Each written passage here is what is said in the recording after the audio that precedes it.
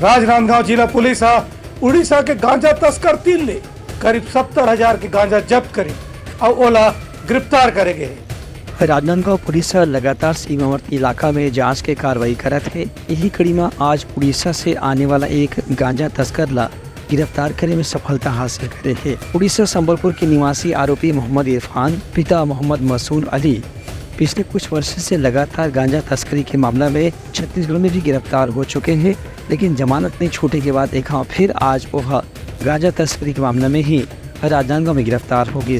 Police के कहना है कि आरोपी के पास से 70,000 रुपये मूल्य के करीब 7 किलो गांजा बरामद करे गए हैं, साथ ही एक मोबाइल फोन भी जब्त करे गए हैं। आरोपी को गिरफ्तार करके न्यायिक रिमांड में जेल भेज दिए गए हैं। Bureau report Uttarakhand news.